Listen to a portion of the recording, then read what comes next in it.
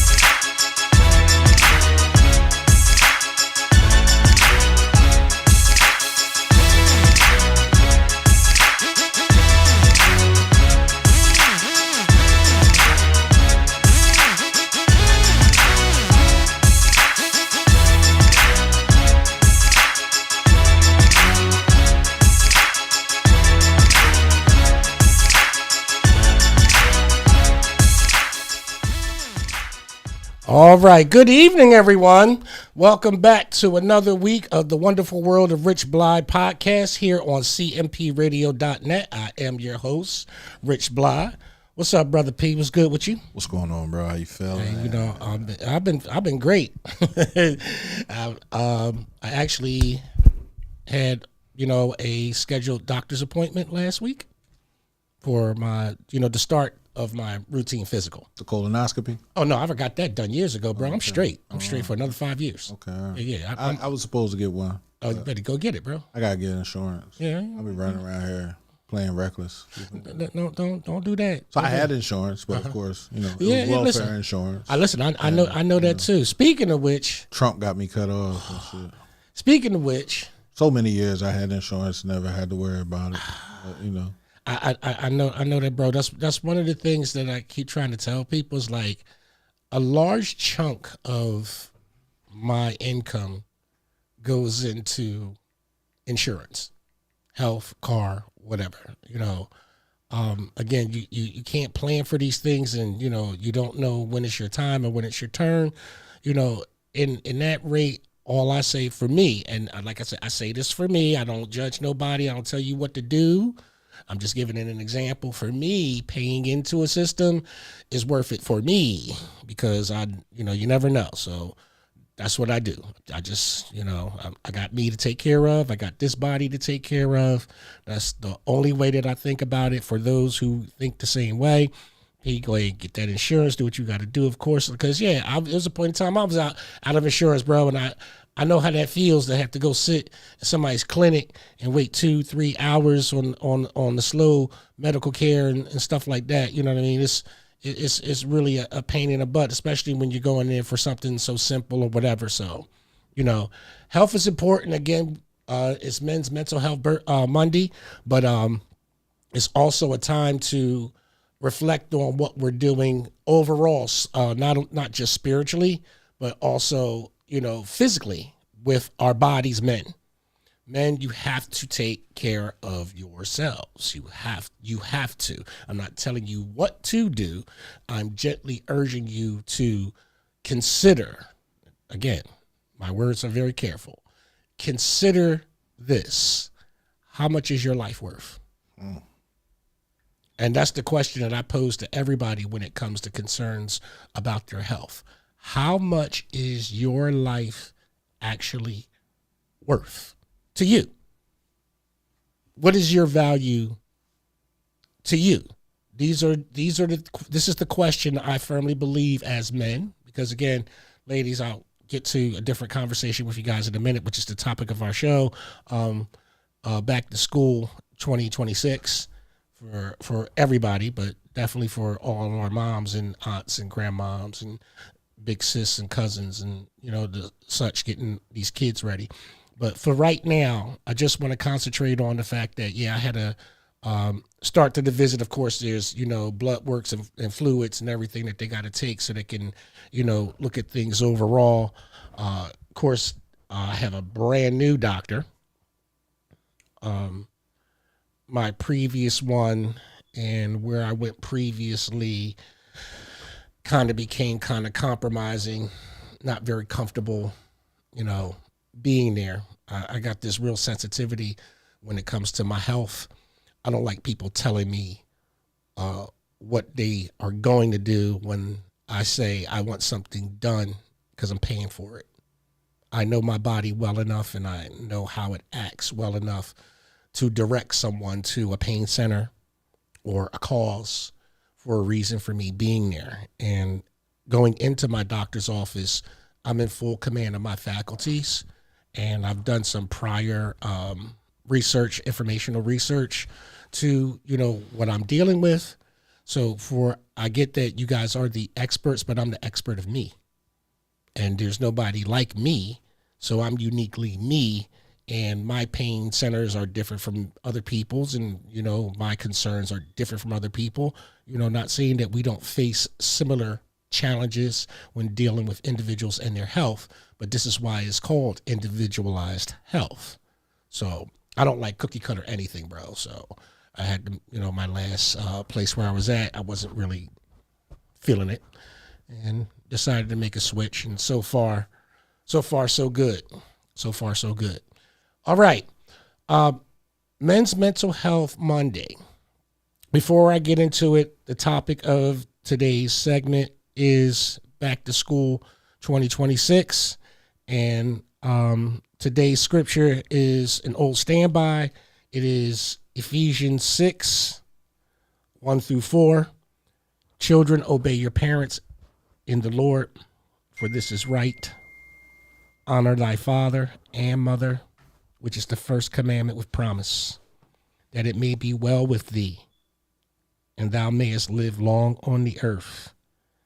And fathers, provoke not your children to wrath, but bring them up in the nurture and the admonition of the Lord.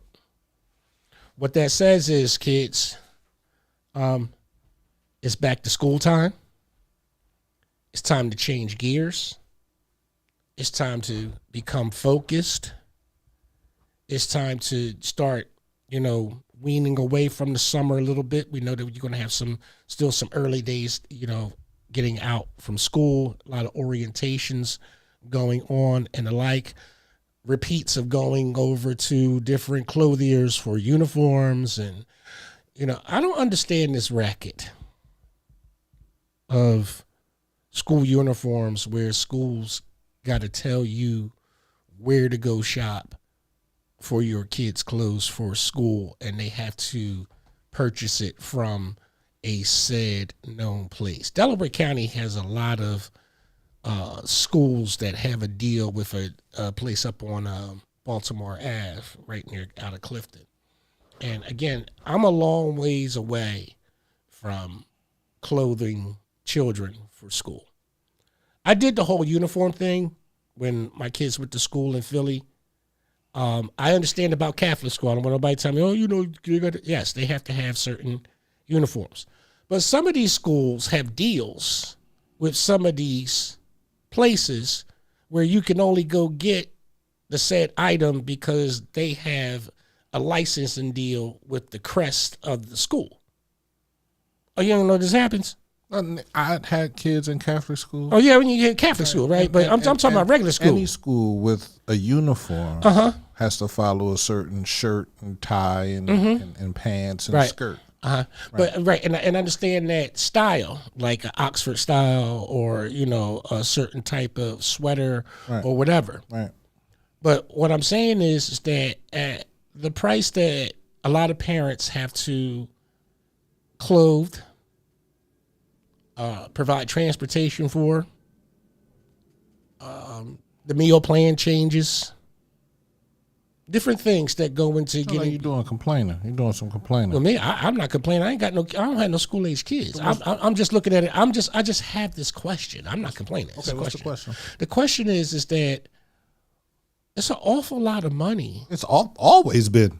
It's an awful lot of money. It's always been. See, again, it was an awful lot of money when your kids was going to school. Hold on, wait a minute. Watch this. It was always slavery. Say what? So it was always slavery. There's still slavery. Right. Hold on. But watch this. But at a certain point in time, somebody asked the question, and then something was done about it. What was done about it? They just stopped doing it in your face? No. Just start locking you up and putting you in jail? Listen, no. Changes occur where? When you question. What changes have occurred? They don't still just hang us from trees? I'm not talking about the slavery. You brought up slavery. Now you don't want to go. Okay, all right. I gave as an example. Okay, now let's talk about the school uniform. The fuck? It's money. Listen, you're not going to get in the way. Most of the uniforms that are sold at these Catholic schools are made in Haiti. They're not even made in America. That's my point. So even then, that's my point. No, your point is, and guess what? These companies ain't owned by black people either. Flynn O'Hara is not owned by a black person. I know. Right. And the place up on Baltimore Pike in Clifton isn't owned by a black person. I know. Right. I know. So go ahead. And the reason why I say that is because also it kind of feels like what had happened nationally with the woman that sewed the uniforms for the Blue Angels.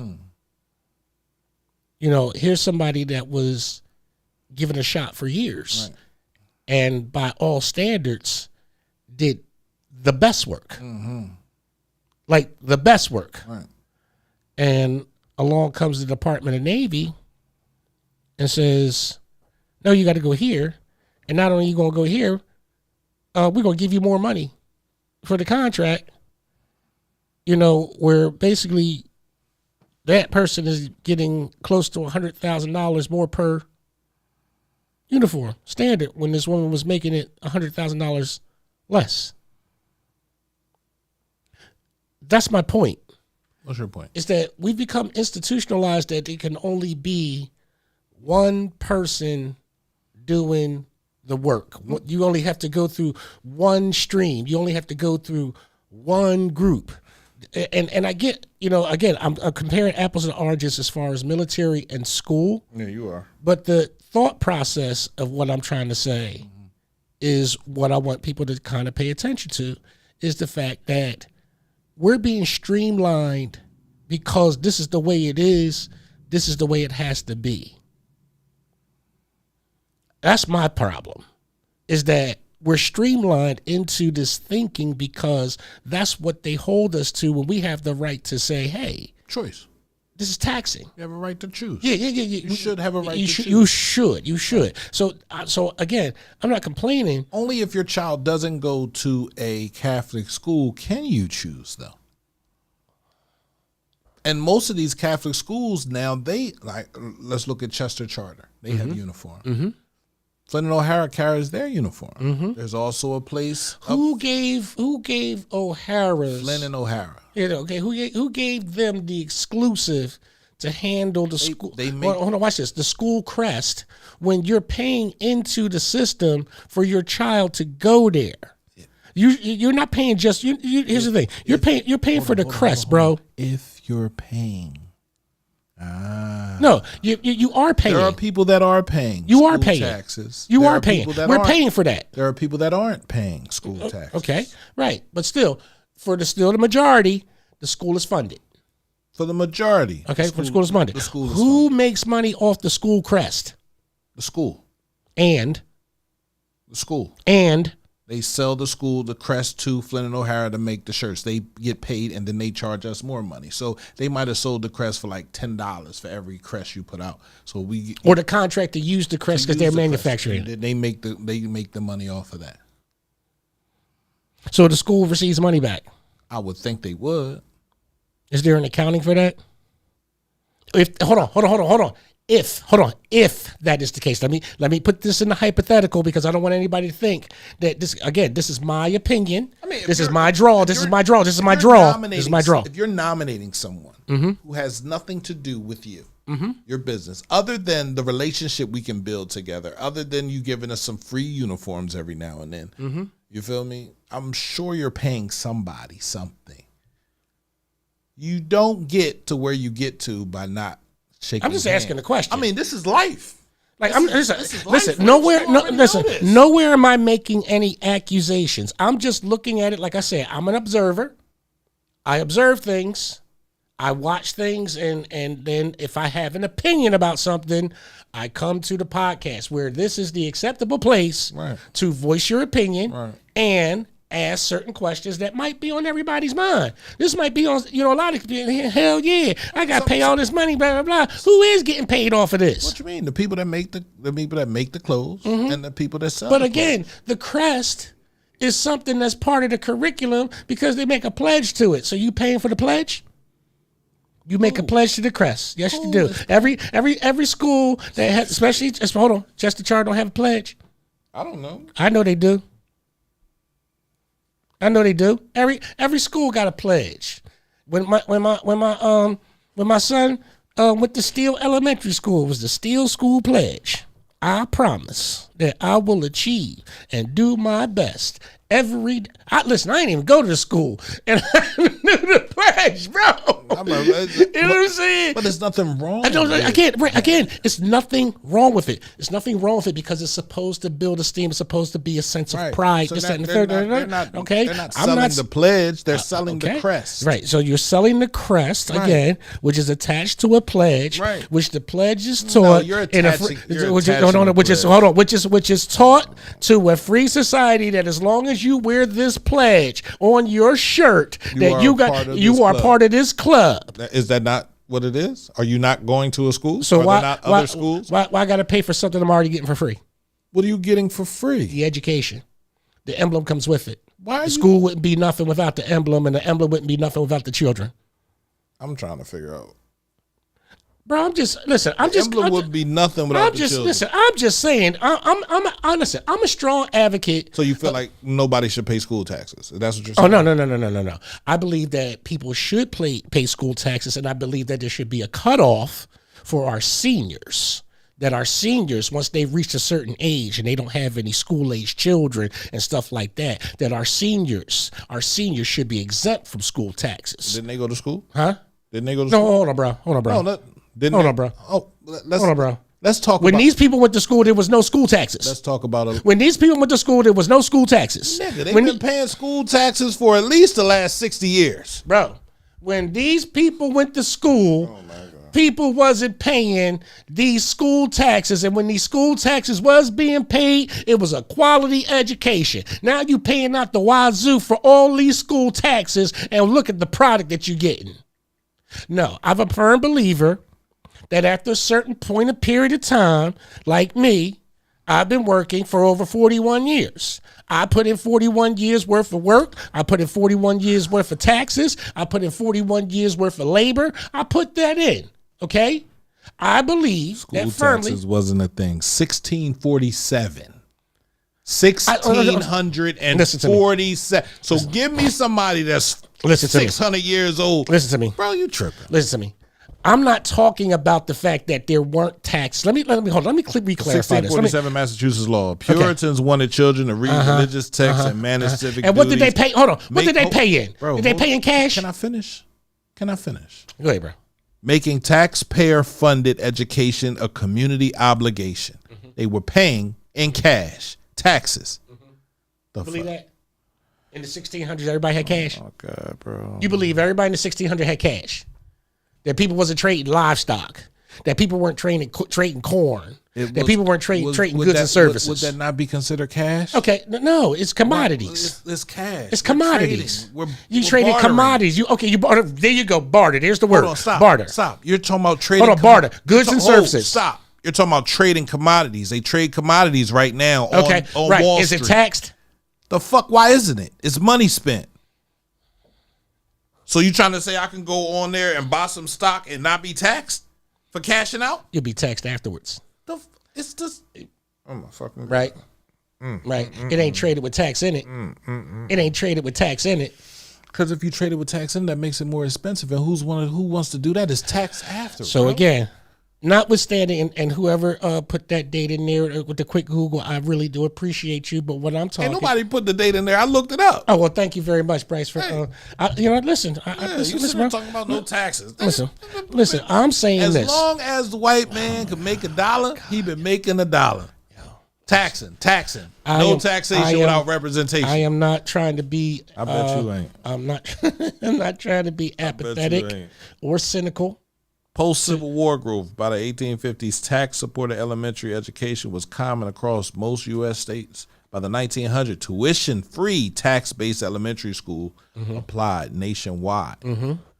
1900s. Public funding expanded to cover high schools widely by the 1930s. 1930s, yeah. Right. Find me somebody 100 years old. Hold on, watch this. Hold on, watch it. What I was saying was that there are tons of people that graduated from Chester High. Of course. Alumni. You can be African American, you could be Caucasian, you could be whatever you want. Shouldn't you always give back to the high school that you graduated from?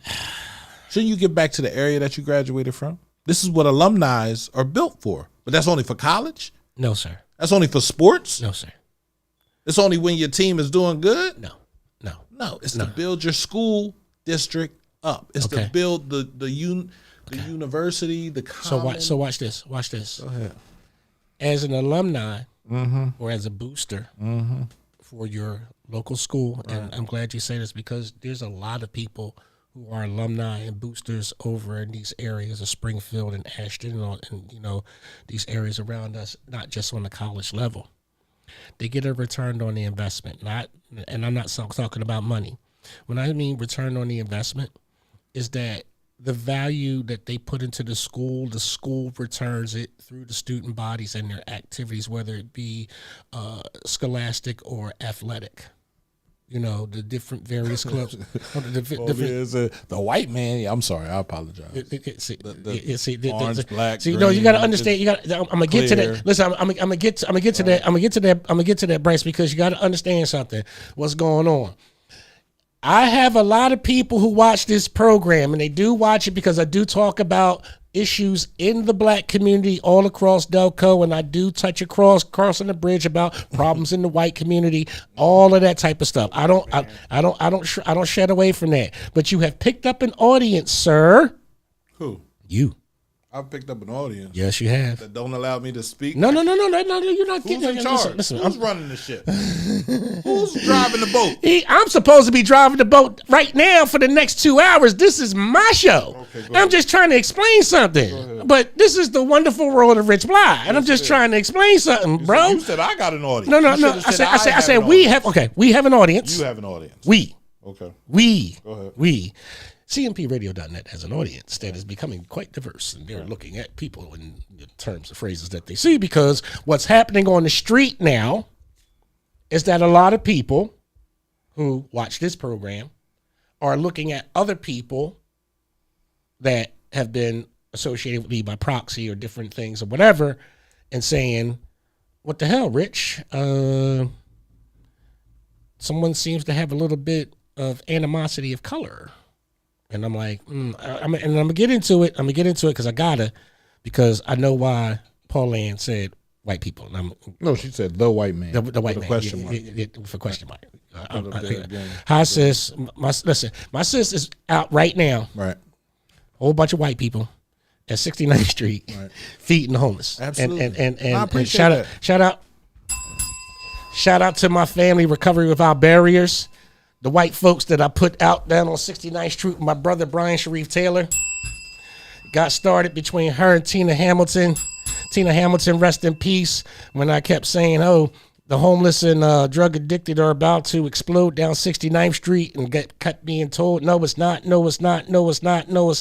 Many debates with my sister, Paul Ann Sabatino. Many debates. Many debates. Until we all four of us walked down there on that corner and said, together. And ever since they got on that corner over 5-6 years ago, they ain't come up off of it. Right. Mondays, Wednesdays, it don't matter. Whenever they feel like going down there. Shout out to my brother Jeff Jones, coming through with the peanut butter and jelly sandwich with the granola bar and or chips and a drink for Recovery Without Barriers, so they can have a smooth, humid-free food gathering down at 69th Street. Recovery Without Barriers, if you look them up, everybody, they are the people that got started before COVID and that were operating during COVID, and they have been in COVID, been in opiate rescue protocols since that time. And I want to segue into this. They have not received any opioid settlement funds. Zero. When I say zero, zero. And there's people up here piping up and talking up and down the internet, and I'm going to get into that too in a little bit. Stay tuned. I'm going to talk about it, but I want to talk about hands out to Pops D. Shout out to Miss Elizabeth. Shout out to Paul Ann Sabatino and the whole two. Shout out to you, Shelly. Shout out to all of the people that continue to make Recovery Without Barriers the nonprofit in Upper Darby Township that absolutely does care, that has absolutely doing the work. And unlike some other organizations that got handpicked and cherry-picked and selected and given oodles of opioid settlement money that haven't done a damn thing but operated by proxy through another group, I think that people need to be careful with who they talking to and what they talking about, because you got to remember, I've been there since the beginning, Upper Darby Township. So please do yourselves a favor. Whatever wars you're having, have them. But understand that this black man has seen it from the beginning. And I know everybody that's involved in it from the beginning. And I know who was there from the beginning. And I know who wasn't from the beginning. And I'm going to be cool about it right now while things go, while this little dust up between certain white people happen, bro. Right now it's a big dust up, but I want to make sure people get the record straight. Don't play with the facts, because I'm going to scream you. Don't do it. But getting back to the children and getting back to this absorbent amount of money that's being spent on these kids getting back, I actually was going to have, my show was going to be invaded today, bro. It was going to be invaded by the Wild Child. The Wild Child, Tanisha Monique Roberts. The Wild Child was coming. She was coming. But then her own little wild child decided that she had to have her hair done for school. And, right now she's probably sitting up and getting some type of hairstyle that I'm definitely going to have to clap for, because I told my granddaughter, Michaela, that I was going to wake up every day with a positive note of reassurance for her. And I want to say that to a lot of men for Men's Mental Health Monday. Whether you're a father, grandfather, uncle, cousin, do yourself a favor. Send a text first thing in the morning to your favorite niece, daughter, cousin, you know what I mean? And give them some male encouragement in the morning. I think it'll go a long way if they get a text from a grandfather, get a text from a father that says, hey, I love you. I know you're going to do well today. Make yourself proud. Make yourself proud. A lot of times our youth are waking up and they got to get back into this groove with school. They got to get back into the groove for school. They have to get back in the groove for school. I know a lot of people, y'all want to just kick them out the door and there they go. They on the bus. Now I got my 3 hours to do whatever I want. Hip hop parade. You know what I mean? The vacation time starts. Day vacation, day drinking, all that time. Listen, we going to see the post. It's going to happen. $40 is $40. The whole nine. Everything's coming. We see this thing every single year on social media. But what we don't see is what I'm talking about right now. Make sure that you give some positivity to your child, grandchild, niece, cousin. You know what I mean? Be a big unk for real. I started today because today was my granddaughter Michaela's first day of school. She's entering high school. So I know that orientation is a little bit different. I know that going to a brand new school building is a little bit different. It's going to be different for her, for a freshman. And I just woke up this morning before she went to her orientation. And sorry, Michaela, but I'm going to read it. because it's important to lead by an example.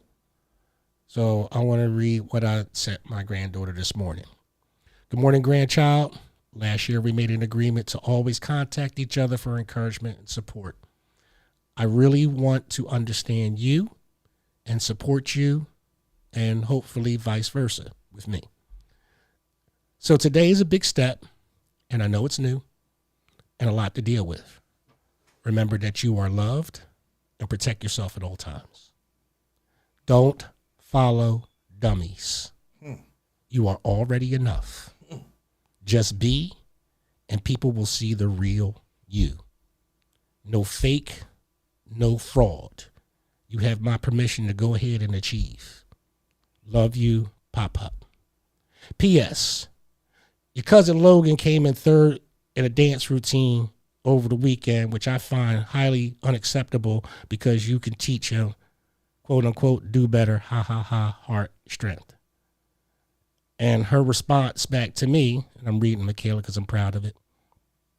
Good morning and thank you. Tell Logan I said a loss wasn't had, but come stronger next time. And don't humble yourself for anyone but God. And I appreciate you caring and supporting me through this Pop-Up as I am going into a new environment. I know this will take some time to adjust, but I know as long as I have you, Mom, and Dad, everything will be okay. Don't forget that. We got you. So that's day one. And I'm just using that as an example. Like, again, it's not a shame thing to tell people what to do. It's not. But I learned that from somebody to do that. I didn't just come up with that idea myself. And I said, ooh, that sounds like a great idea. I'm going to use it. And it was well received day one. So I'm looking to build off of that because with our mental health as men, we need these type of attachments with our children and or grandchildren. We need to feel that love and or appreciation, especially during these hectic times where people depend. This is the time where people depend on us, bro. You got to show up. You got to show up during this time, baby. You listen. You got to be the man. You got to show up for this time. You can't fall. You can't fall, baby. You got to be there. You got to let that testosterone go. You got to let it show, baby. I ain't got no problem with being there. I Me ain't neither. got no problem with showing up. Me neither. Listen, me neither. When it comes to the kids, Yeah. right, this time of year, you feel me? I find myself usually running around, trying to make sure I have enough, I can do enough, I can give enough, right? So, I've been talking about it for the last couple years, right? Right. The last month of summer is usually the hardest month. Absolutely, it for is. the business and for me. Oh, you know what I mean? 'Cause absolutely. I got to get my kids ready. You feel me? I got to make sure bills are paid. I got to make sure everything is popping the way it's supposed to pop. So I really don't have no time to play. And when people come around me laughing and joking, that really pissed me off. I think I don't want to be that type of person, but when you begin to think seriously about what you're doing, like I don't have a job. Right.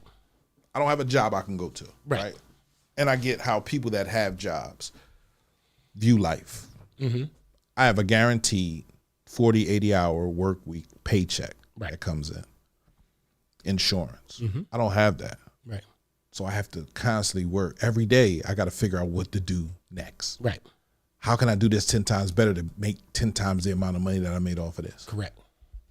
How can I find 10 other people that want these services? Right. Constantly. One post on Facebook can deter your whole situation. Yes, it can. Posts don't even have to come from you. One post.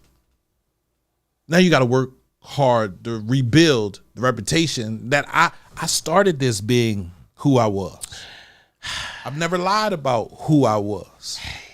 But things get hard, right? So this time of the year is always the hardest time of the year. But I am so excited for it too, right? June and July, I'm like, all right, how we gonna figure this out? What we gonna do? And it comes so many ways, man. But see, this is my thing, and I want people to look at this going forward, especially a lot of our younger people that are starting out, in this game of, getting ready for school and dealing with all of the things that go with getting it ready for school. I want to say that the book bag drives are a tremendous help. all the way around. I want to say this for all of the providers. Seriously? Listen to me. Are you serious? Listen to me. Oh, for real? You got to hear me out. You ain't gonna hear me. You always cut me when I'm about to say this. Listen to me. Listen. Let me finish the statement. Okay. I'm saying thank you for one reason. What's that reason? Because me growing up, we didn't have none of that. None of what? Book bag drives. Did you have a book bag? Yeah, I had a book bag provided. Okay. Yeah, sure did. Yeah, sure. Yeah. You didn't need a book bag drop. No. We didn't. Hold on. We didn't back in the day. Right. Did you have a book bag? Your mom, dad, grandparent went and bought it. We It typically lasts the whole school year. Typically, yeah. So these free book bags don't even last 3 days of school. Everything's cheap, bro. Even listen, I'll go get a book bag right now that I just that $100 book bag that they advertising. I will go get a book bag right now. That joint for $100. It's gonna last. What? Go get the book bag and show it to you. See, so when you give children something, right, it should come from your heart. I'm not talking about the giving of the children. I'm talking about the. what? I'm talking about the what? availability Of what? and the accessibility Of free book bags. of yes. And I'm gonna tell you why. Let me explain my reasoning, please. Go ahead. My reasoning is this: for even as cheaply as they're made, for even as that it should not be the community responsibility per se to provide, that type. Listen, it should not. It should be parents budgeting and taking care of their children, bro. We already know that everybody. Okay, but that's what I'm saying. We know everybody does it. We know everybody doesn't. We know everybody doesn't. That's what I'm saying. That's why I don't do a book bag. But listen, I stopped, and I'm gonna tell you why I stopped too. But I am grateful that there are others that have that commitment. Absolutely. I'm grateful for others that have that commitment. Thank them every time. Yeah, I do. Right. I thank them too, because in that crowd of those that may be coming up the book bag and they really may not need it or anything like that, and I'm not here to judge, in these crowds, I always see the ones that do. They do. Right. And I see that if that even for whatever reasons that you don't like it, Right. there's one reason why you should. And I see that at everyone that I go to. I see that grandmother. Give them a book bag that's going to last. Listen, I agree with that, but you got to understand these companies are giving away free, and they're giving away free, and I get it. So start holding these companies accountable to making products. How about we start putting together a school fund together for parents? No, hold on, no. Here we go, bro. Here we go. Because you was just talking about taxes. Now you talking about school funds. Watch this. When I say school fund, I'm talking about an individualized bank account where the parents, it may not be 2 parents. You might have one. I'm saying throughout the whole school, it should be parents. Okay. It shouldn't be a parent. Okay. The parent of a child, of any child. Right. The parents contributes how much? Contributes $100. Hold on. No. Not to the school. To the fund. No. Not to the fund. Not to the fund. And individualizing them. I'm trying to teach something, bro. Okay, go ahead. I'll turn my mic off. Okay. Listen. Hey guys, y'all gotta understand something. I've been trying to have this real PC approach when I talk on my podcast lately, and it's like, oh, I know some of y'all want to draw it out, but it's not coming. I promise you, I'm keeping everything, because what I've been told is that I get a better reaction when I'm just speaking and not being what? Being my usual my usual from the past animated self. Well, I like that. I like the animated self. I like Rich. I like Rich too. Right. I love Rich. I believe that, but what? We all must grow. And who are you growing for? That's what it's about. Like if you growing for somebody, that's cool. I'm growing for me, bro. You already grown. You can't grow no more. You can't. And if you are upset and you're vocalizing how you feel, that's what America is about. Not now. I get the argument. You don't argue with women, so we're not arguing with women. Yeah, right. And I shouldn't even be arguing with men unless we're going to use our hands. Well, we don't argue. You feel me? No, we and you. No. Things are debates. It's debatable. Respect. It's debate. That's right. That's the stuff. That's the stuff of debates. Like you can.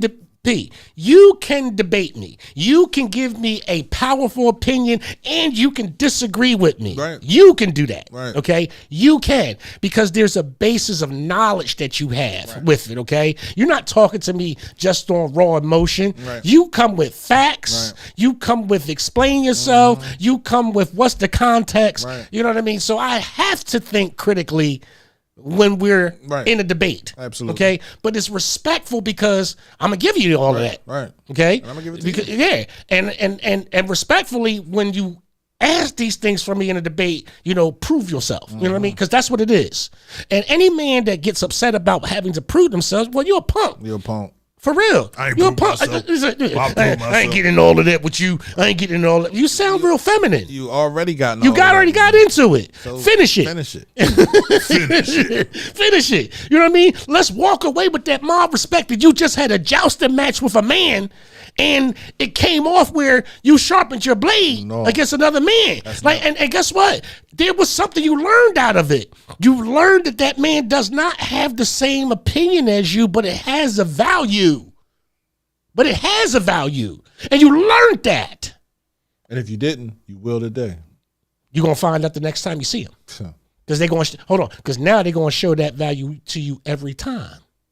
They're going to show that value to you every time. This is what I'm saying, that you have to be careful what you say to certain people and how you say it, and careful how you walk in certain communities and what you do. That's my value. That's how I'm able to get around. I know how to walk in Chester. I know who to talk to. I know that there's certain areas in Chester that, hey, I'm not known, so I ain't going to stick my chest or my nose or my presence in family business, because it's a family and you don't know. I'm at peace when I see everybody in Chester. I don't have no harsh words. For what? First of all, for what? You know what I mean? I don't owe nobody no money. I ain't in nobody's house. I ain't, I don't, I'm not that type of dude. So I don't have those problems. Like I said, every time I see the young bulls, yo, what's going on, man? How y'all feeling? Y'all good? Everything good with you? Good. Not because I'm afraid. It's because some people, y'all don't speak to these young men. You don't talk to them. No, they don't. You just look at them, go blah, blah, blah. I speak to them. They deserve to be spoken to. What's wrong with you? How you going to tell somebody to love if you don't give it first? So don't blame me when you see me talking to your child out in the park and, and I'm got my hands in the air like this and I'm talking to them or whatever. I'm dispensing knowledge. I'm giving them something they don't get every day. I'm giving them some attention. We have to focus on this back to school 2026. And again, I wanted to say, getting back to the fund, individuals, parents, you should, like the Christmas fund, set aside money for your child, for your child's products before this deadline starts hitting. You know the basics. You know it's a book bag. You know it's the composition books. You know it's pre-sharpened pencils. You know it's a pencil case. You know it's tissue. You know it's this. There are certain things that have never changed and certain grade levels of school that's going to be a requirement. And the great thing about this is the mix and match trades that you can do when you go online, because again, now the community is so wide open that you can talk about your specific need and you can get your specific need.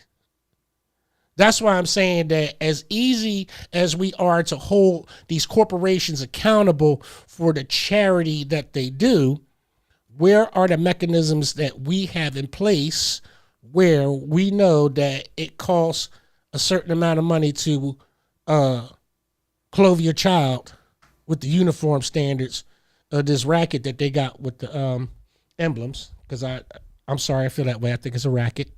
It's just my opinion. I don't care what nobody says. You can come in and give your opinion. It ain't going to change mine. I think it's a racket. We know that these school supplies go on sale at a certain period of time, or that you get an abundance of it all during at the beginning of the school year. So if you're going to these particular drives, you should be stocking up and not running out. I can't remember I can't remember a time of my mom when we went and got my 3-leaf binder, loose 3-ring loose leaf binder, my loose leaf paper, my ruler, my protractor, all of these things that I needed. I don't ever remember a time of running out. There was always that extra pack of 300 3-line rule paper somewhere in her office that she had in her house. Or there was always an extra pack of pencils that was always in the house. It's not just having these kids prepared for school this year, folks. It's being prepared for school throughout the school year. Because school supplies disappear off of shelves. They disappear off of, seasonal when Christmas and Halloween comes around or whatever. They make these things disappear, and then you have to go find these things. So just like you stock up, and again, like I said, this is not a chide. I'm not chiding anybody. I'm not saying you are doing something wrong. I'm just saying it's 2026. We've been on this merry-go-round year after year after year. It should not be this type of a scramble this late in the game when these dates come up and you know that they're coming. There's a lot of money was spent this summer, bro. And then I see all on Facebook, I ain't got nothing for my kid. Hold up. I saw all these trips. I saw all these wonderful things bought and all these wonderful meals that cost hundreds of dollars. You didn't prepare? That's all I'm saying. We can't have that Woody Woodpecker type of personality where they have an expectation that somebody's supposed to take care of me. This is the problem of why we do have taxes, because we got to take care of other people. Now, like I said, folks who are poor, indigent, folks who are disabled, folks who don't have the means, I don't have a problem in taking care of folks like that. I do, though, have reservations about folks who are able-bodied. Because I got out there at age 16. That's what age I started working. That's the very first time I generated a paycheck and paid taxes through the Philadelphia Mayor Summer Youth Program. I earned a paycheck, and I worked a job every time after that. After school, until I got out of school, then I worked full time. Hell, had even had 2 jobs. Yeah, listen, bro, I was a workaholic, bro. You couldn't, listen, if you didn't catch me at home, I was at work. And if I wasn't in work, I was en route from going to go do something else to hustle. You couldn't catch me at home. I was never home. If I wasn't out on the street making money, I was at a job making money.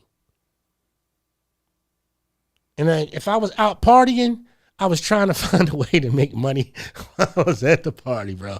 I ain't even lying. Life was always a hustle. But we have to get our kids into that type of mentality and getting them back into school, getting them sharp, and getting them focused. Now, Men's Mental Health Monday, I went to my physical, start my physical, rather. And I have a new service provider, new people, and everything like that. And I got to talking to the nurse that admitted me. And, of course, she's, just asking questions and taking my blood pressure and stuff like that. And I started talking about the radio station, bro. I don't know this person. I don't know her. And I just started talking about the radio station, and I put up the flyer that we're looking for content creators. Yeah, we're looking for content creators and people that want to get on the station. Stop playing around when I put that flyer back out there. You're going to hear Rich. You're going to hear the real Rich about this. But anyway, as I was talking to the young lady, I was telling her about the radio station. I was telling her about the different programs that we have. I was telling her about, my program and things of that nature. And I was talking to her about, the compounded grief syndrome that, we suffer from and the depression that we suffer from and, the post-traumatic stress that we suffer from. And she opened up to me and told me a little bit about her husband. So I'm going to say to the young lady, I'm not going to say your name, but it starts with a K. You know who you are. I told you I was going to talk about this on my radio station, on my radio program, and I hope that your husband sees this. And I'm going to say this to you first, dog. Your wife absolutely loves you, fam. Absolutely she does. I want to dedicate this part of the program for Men's Mental Health Mondays to that person K at my new doctor's office, because by having that brief conversation about what we do and sharing my own personal experience, people can call it witnessing, people can call it testimony, you call it whatever you want, but I know that God touched her heart to trust me and to talk about her loving husband. So husband, if you near your wife, put your arm around her, bro. You got a real diamond, a hard rock diamond, bro. And don't you take her for granted, bro, at all.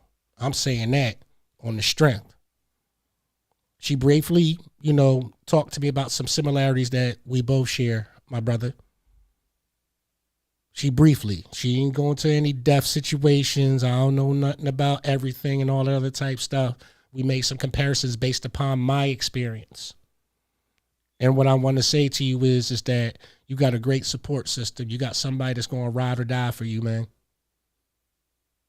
Whatever it needs for you to do for your wife who loves you, put that phone down, put that game down, lift your head up and look that woman in her eye and give her what she needs, bro, because she wants you. She wants you bad. I could see not desperation in her face, but a sense of resigned pressure that she doesn't know what to do. She wants to do, but she doesn't know what to do. And guess what, bro? That's okay, because as we all know, going through what we have gone through with our therapy, what we have gone through with the help in finding that little boy inside of us, to help that little boy inside of us heal, because that's what it is, bro. All the way back in the day, somebody disconnected us from our growth as younger men, and we have to make that reconnection, and only you can find it. But you have to find it, and you have to work with your soulmate. Work with her. She understands the dark times. She understands the quiet times. She understands the stressful times. She understands the shutdown times too. She understands it all. But you can't help her understand the loneliness. You can't help her understand the rejection. Because even though you have these things, bro, you have to understand that these are collateral. Those last two items that I just, alienation and the rejection of your soulmate, is a collateral from what you're going through as an individual. You have to recognize that. Pick your head up, bro. Pick your head up right now, and you look that woman in the eye. And you make sure you tell her that you do love her. You make sure you tell her the deep part of you that you are afraid of.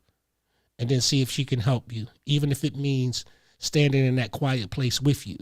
Even if it means not saying anything, even if it means just holding your hand when you're going through that. So because it is proven through science, it is proven through health experts that the symbiotic touch of someone who you love creates a state of calm. That's why you hug close the person that you love so much. That's why you breathe deeply into their essence so much, because it does have that prevailing sense of calm when you are in moments of stress. When you have those arguments with your significant other, make sure that you take time, 30 seconds, to stop, pause, breathe, hug each other, hold each other's hand, stop. We have to know, as men, when we're having our mental deficiencies and times that we have to be the help that we seek, even for ourselves. This is a process that I'm starting to learn, to be the help I need for myself. There's no denying that I have a support group of people that I can come and I can talk to about what I'm going through on a daily basis.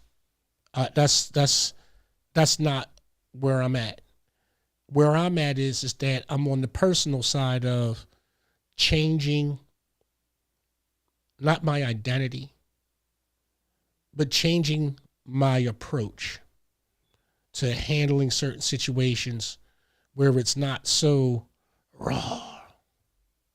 Finding that inner peace that allows me to speak and convey my thoughts to people by giving the context of why. A lot of people are always going to judge me by my past, and considering how I was in my past, I don't blame you. I don't blame you if that's your opinion of me. But I got a greater opinion of myself.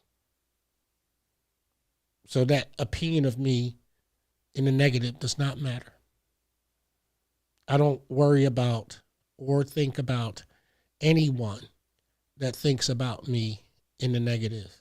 I don't waste any of my energy concerning myself with that. You're going to have your opinions about me. I wish you would just debate me rather than say it on Facebook or, say it to a third party that I'll find out about. I'd rather you just ask me to sit down with you with that cup of coffee and say how you feel. I actually will come into a greater respect of who you are if you did that instead of doing things in a cowardly way. But that's part of, my issue that I have and why it's necessary for me to change my dynamic with this, because I realize that there's just people that are never going to change and that they're never going to play fair and they're always going to be the way that they are. And we've seen that over this past week in Upper Darby Township. I'm very happy that the neighbors over in the Drexel Hill section of Upper Darby Township got the Manzino track situation tabled for a later date. The folks who live over there had their community concerns, rightfully so. The folks who live over there had their concerns heard at many meetings, rightfully so. The folks who were concerned about the forest voiced their opinions at these many meetings, and rightfully so. This deal with the Manzino forest was, let's put it like this, in my opinion, it looked like a money grab, in my opinion. I followed it as much as I could stomach. I watched it with interest this past Wednesday before last, rather, at the council meeting where this thing was tabled due to the fact that the folks who wanted to save their track were absolute experts. They had their ducks in a row. Now, before anybody says anything, I ain't hating on that. I'm observing that. I'm watching that. Because normally, for Upper Darby Township Council meetings, there's an entire side of that room where there are 0 people in those seats at any given meeting, other from when they were talking about this track. About all the problems that Upper Darby has going on, and these guys raising taxes, and when the police are still under and without contract. The police are starting to get rebuilt back up with new hires and everything, like the taxpayers and stakeholders have requested and asked for and received. The police they're fully funded. They got 20 drones. You know, they got manpower. They've got what they got. They get what they want. I want people to understand something. I understand that people need to be paid and feed their families and pensions and all that other good stuff. But 9 times out of 10, your police departments get what they want. Now, again, I'm not hating on it. It's just the truth. They get what they want. And so did the folks for the Manzino track. Because before then, and again, I'm not being critical of it, but tell me I'm lying. We ain't never see half of these people. Now, there's people that come to the meetings. They started coming to the meetings because they started seeing the people that they elected doing them dirty. So they started coming to the meetings. They started paying attention a little bit more. But before all of that, there were very few people that showed up for this meeting. There was a time, literally, where a council meeting in Upper Darby Township went exactly 30 minutes. And I mean exactly 30 minutes. And it wasn't because there was no agenda items or anything like that. It's just that there were only 5 people for public comment. Me being one of them. And I could pull that fact before anybody starts saying you were lying. And then I'm gonna embarrass the hell out of you. Just like I did those folks over at Spark.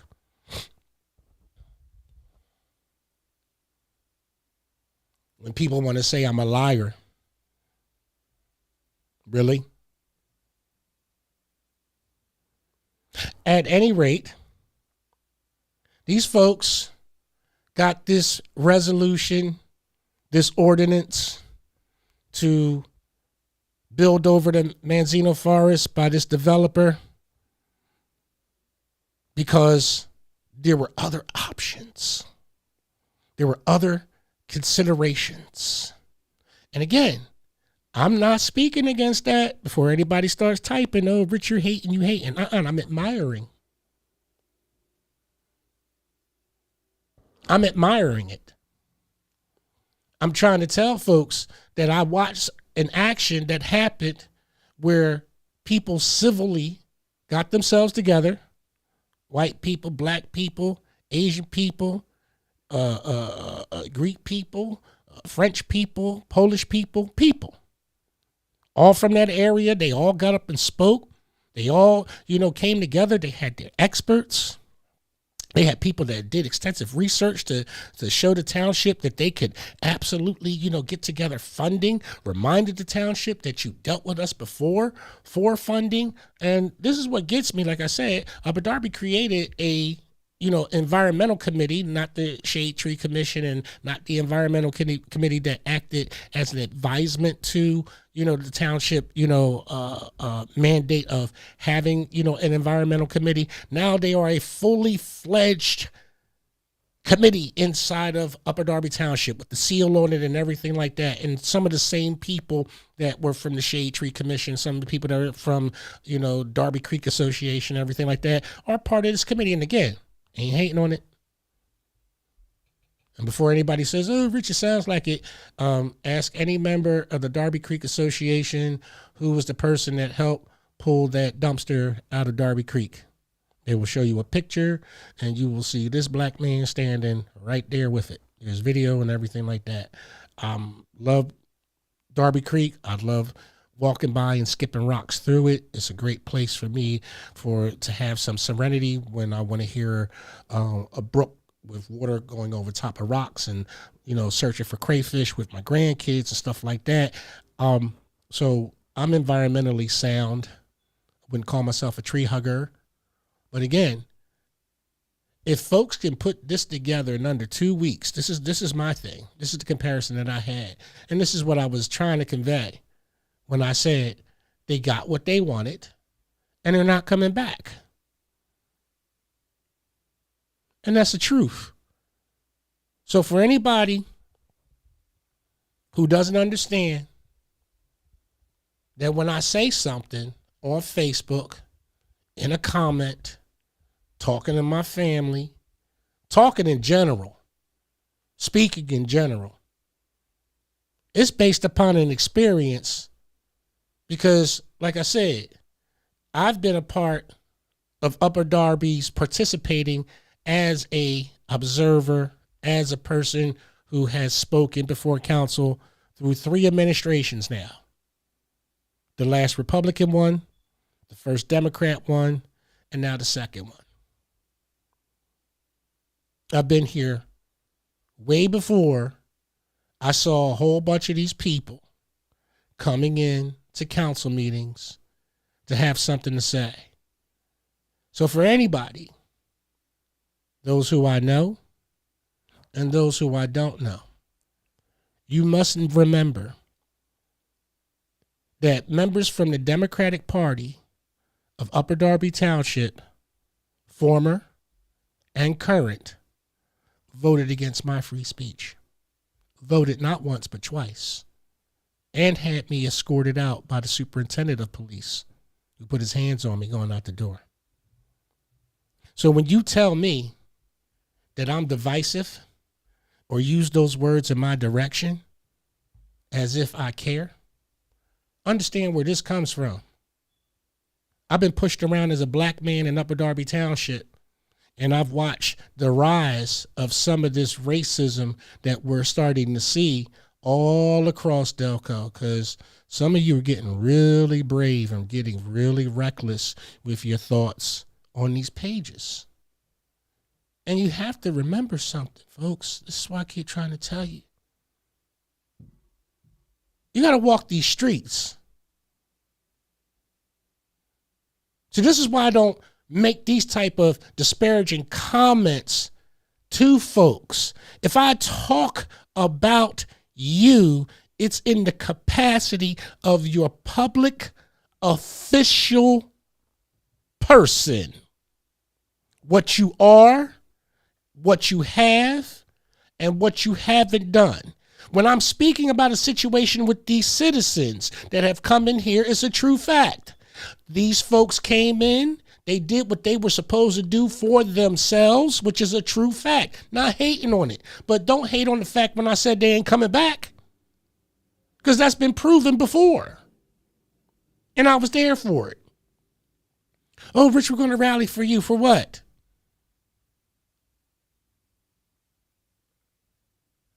You're not going to rally for me. The folks that already rallied for me are still there. And those are the ones that are going to be coming back. That's why you haven't seen me at council meetings, because I have been replaced.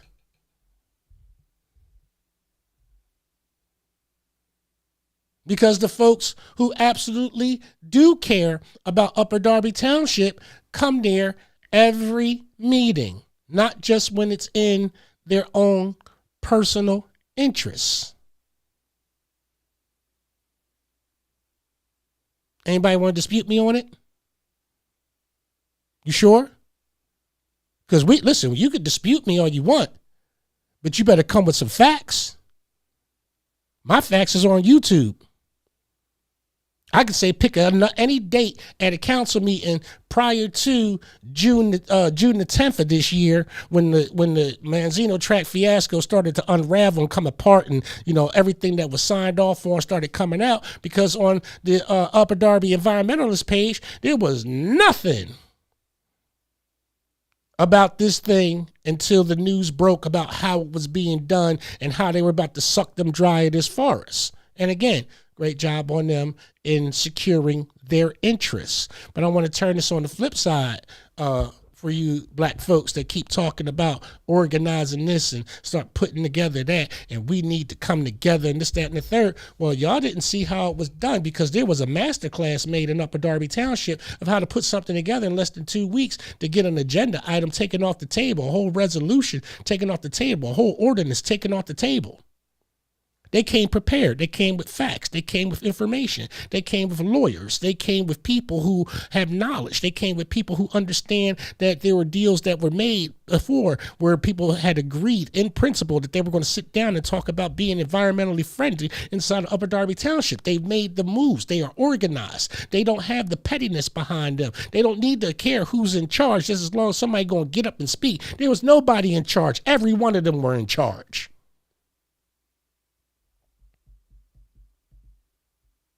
That's why I keep talking about leadership.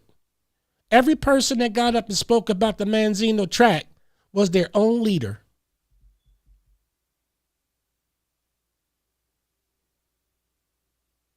Go Lee Jordan. They were their own leaders, but they worked together. There was no ego involved in it because they had one mutual problem: a dishonest council that betrayed their interests, that was going to make them all suffer together. All of them. Didn't matter about political party. Didn't matter about color. Didn't matter about gender. Didn't matter about who's doing who and who does what and history of this and slavery or none of that. They said, we want to save this forest and we going to do whatever it takes to work together to save this 15-acre parcel of land, and ain't nobody going to get it, and we going to do whatever necessary. And guess what? They accomplished the first step.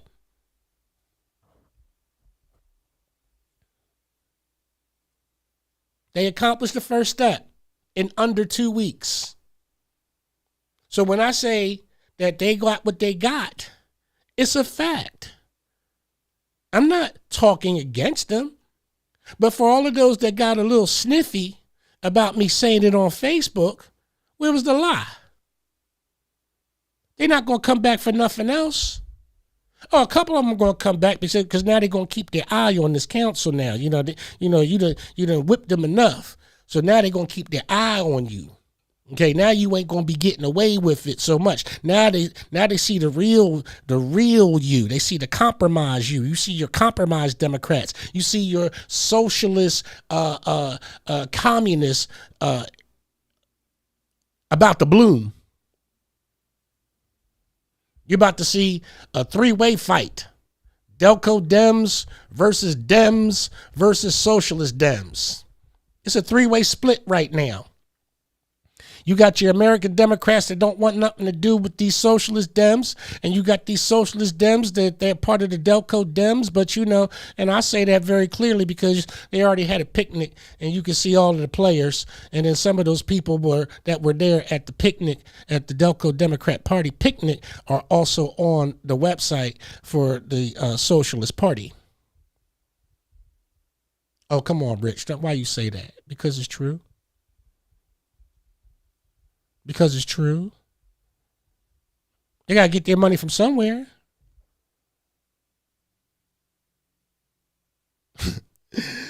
Oh, did I say that? That people got to get their money from somewhere? Well, they do. Well, they do. I don't know. It's going to be very interesting to see if you're going to go back to judging people by the content of their character rather than the color of their party. It's going to be real interesting to see if this year you're going to allow people to sit up here and promote hate in front of your face and keep promoting hate and keep promoting hate and keep promoting hate and keep promoting hate and keep promoting hate, and Donald Trump and Joe Biden and this and that and ICE and Jack Lang and all that.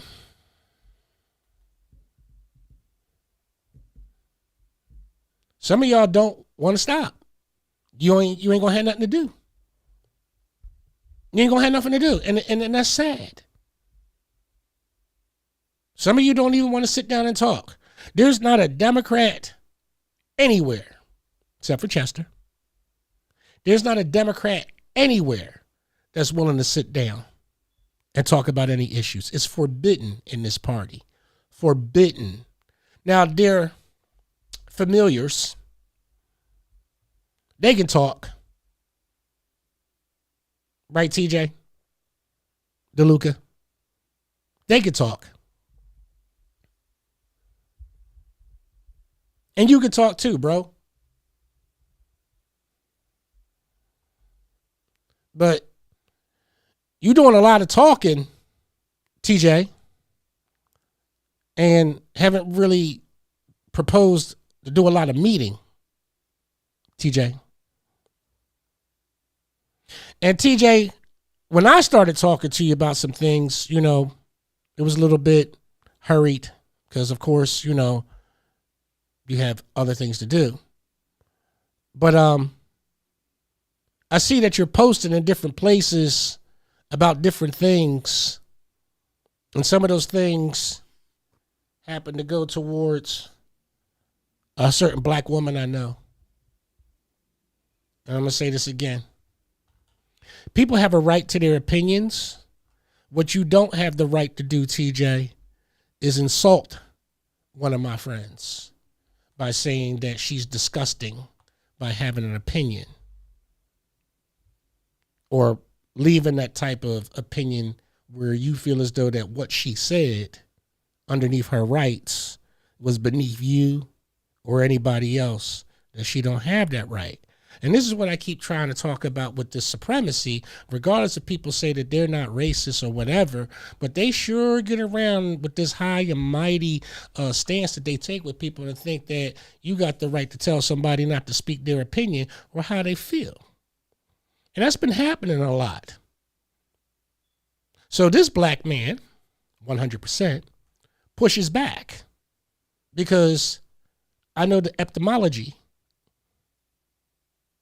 Now, I know they haven't taught this in schools, and they barely teach it at college. But my mother and my pastor made sure to teach it to me, to understand how the words and what the words and the way that you signal with the words, TJ. Because I broke down your posts, and I looked at it. And I said, you know what? I'm not going to say nothing. But then I saw that you had a conversation with a good friend of mine about her opinion in question form. And something that y'all going to need to understand, some of you folks out there, you don't get to say what you want to say and then think that you can arbitrarily tell people what they can't say. Some of this ain't going to be PC no more. That's how much up to here we had it. We don't give a damn, bro. You don't tell nobody how to think. You don't tell nobody how to think. You don't tell nobody how to feel. You don't tell nobody what to say. That's my point. You may not like what other people are saying about somebody else. And you may not like what people are saying about, you know, this person because he's a public official and what he does or whatever. But people dug their canoes, bro.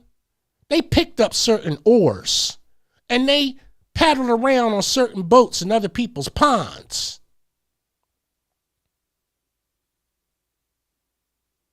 All I'm saying is this. It's a lot of one-way talking. And a lot of you are getting ahead of yourselves by thinking it's okay to be slick out of your mouths. Please understand. This is why I don't debate women on Facebook. This is why I don't talk to women in a disrespectful manner on Facebook. I don't talk to nobody's spouse, nobody's daughter, nobody's auntie, nobody's grandmother. I really try to diffuse conversations with a lot of women on Facebook because, number one, you ain't going to win a conversation with women. It's a fact. You're not going to win. It's going to be too emotional. I don't have time. Number two, that woman is always attached to somebody. That woman is always attached to somebody. And you don't know who woman you could be talking to. I'm just saying, please be careful. Because you said something at the end of a, hey, you know what I mean? It was cordial, but you ended it nasty to a friend of mine, TJ. And you know the post. And I know you don't care. Here's the thing. I know you don't care. And I know that the people behind you don't care. And I know the people behind them don't care. And I know the person that you're standing up for, he don't care either. Bet. Just know that I said this. Please be careful. Sometimes in our haste to put post up, we have to remember that we may be talking to our phones or looking at our screens and typing in words and trying to, bring an emotional point or a value to what we're saying. But once you get past your point and you get into the negative and you call somebody something based upon your opinion, hey, bro, look here. That's your opinion. If you think that this person is a nasty, vile person for having an opinion about something, they didn't talk about anything that was going to hurt anybody. They asked a question. And because you didn't like the comparison to something, you decided to call her a name, TJ. You said she was nasty or that you were disgusted, so you find her revolting or whatever it is, TJ. So I'm just bringing the point up that this person that you talked about is a friend of mine, black woman, and that we should be careful because, as your friend would tell you, the black woman is the most vulnerable and unprotected class here in America and on this planet. And me as a black man, I've always said at council that I stand for the black man, the black woman, and the black child. So what I'm doing is nothing abnormal, bro. This is what I do. And I know that's what you do, and that's great. TJ, that's great. But please understand, I ain't them fiends that you deal with. I'm not them street cats that you deal with. I want to make this very clear that when you're talking to one of our beautiful black sisters, watch your mouth. Because nobody said anything derogatory in there. She posed a question and she left it at that. She didn't even respond to it because it was below her dignity. But I'm speaking on it. Because what I'm not going to do is sit here and understand what I'm reading and understand where it comes from and understand that it has a place in the context, especially from the person that it comes from, to even allow you to think that you can say that again. This is where we need to draw the line as men in our culture, that we're going to defend our women. Just like, hold on, you defend yours. Just like you stand up for yours. Our black women do need protection when they speak. My black daughters do need protection when they speak. My black granddaughter does need protection when she speaks. Does. Because you're not out here on these streets. And my daughter was going to crash the show to talk about some of the things that's going on with the way that some of these men are approaching our women. Or the fact that just here in Chester, we just had a memorial service. God rest Miss Staples' soul and her beautiful life, which I was there for at Memorial Park. We need more protection. We need more stand-up men that are going to say, hey, that's not acceptable. And we ain't got to come to no blows. You just heard what I said. We don't have to no lengthy discussions. You heard what I said. And since I know how you get down, I'm going to respect your square. I'm going to respect your space. I'm going to make sure that that space is respected. But when you come here Please understand the same respect that I'm giving is expected. It ain't going to be no hemming and hawing. Ain't going to be a lot of talk. It's going to be an understanding. Because you can't press me. We got a brand new council reorganization because the testosterone up there in that council was just a little bit too much with the black good old boy network that was being built with Marion Minnick and being built with the mayor and, you know, and I listen. Shout out to that reorganization in Upper Darby Township, where Councilwoman Michelle Billups is now the council president, and where Councilman Blackwell is now the secretary, taking Councilwoman Billups' place as secretary. Shout out to the two of them. They are two of the longest tenured council people in Upper Darby Township, and a big mistake was about to happen with that. And I'm glad that the backdoor deals that were going on surrounding that were favorable to elevate these two women into these positions as tenured senior council people that have been voted on by the constituency, one at large and one a actual council person. So it's great that a certain procedure had to be done. What's not so great is that what you see on YouTube and what you see on Becky Dugan's feed, I suggest that if you ever want to watch Upper Darby Township Council meetings, that you watch Becky Dugan's feed when it comes in. Becky Dugan is our on the site reporter. She does not, when they go into recess, turn her camera off. You get to hear the First Amendment freedom of expression claps and cheers that you do not hear on YouTube, because Upper Darby Township is still in violation of violating everyone's First Amendment rights, including those at home, that during public comment, that freedom of expression, the cheers and the claps should be heard, because the people at home do not hear that the folks who are watching from the audience are clapping for the speaker.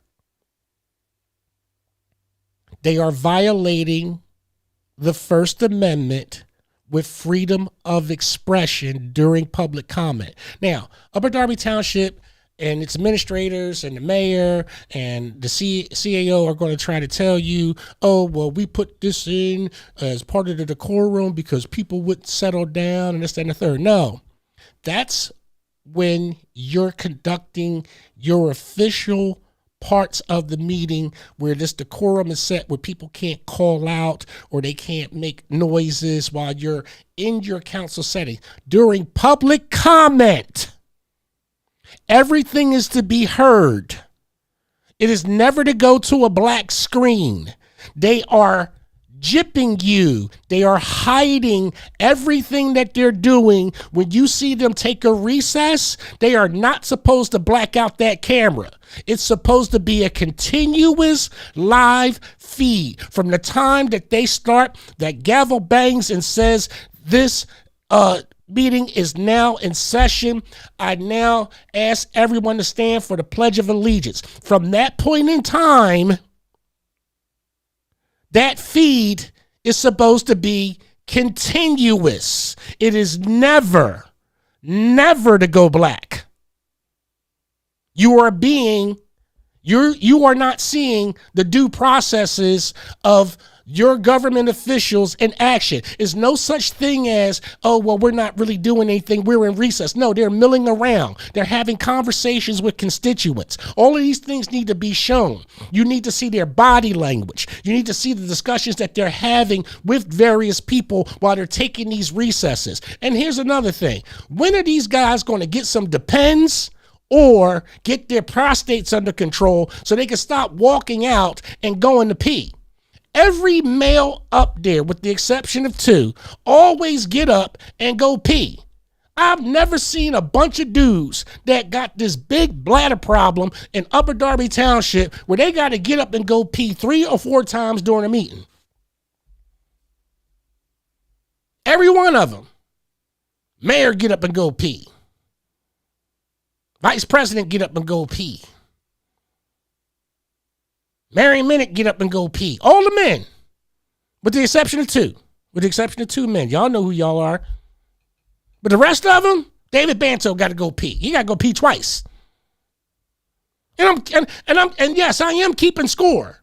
I'm keeping score. And you know what they do? They don't even pay attention to you when you're talking.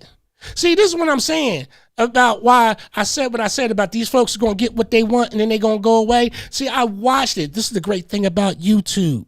You can zoom in and look at their faces and see their body language and watch how they interact in real time. And folks, we all know that body language is attributed to brainwave pattern that shows you the expressions and or feelings of people who exhibit them. I'm not talking against anybody. Go back and look at the meetings and look at the body language. If you slow it down enough and get close enough, you can actually read their lips and see some of the things that they're talking about. You got Mr. Fields. That man is angry every meeting. Every meeting, that man is angry. You should see him. You should see him. Whenever he grabs him, like that boy like this, like he want to kill something. You should see it. It's like you should see it. It's in real time. The anger. But this is what you call leadership. How can somebody come to a council meeting and be angry all at the same time? I'm going to tell you why. Because this is a person that believes in government. He doesn't believe in the people. Have you listened to him? The government decides. We're the government. We know what's best. We're the government.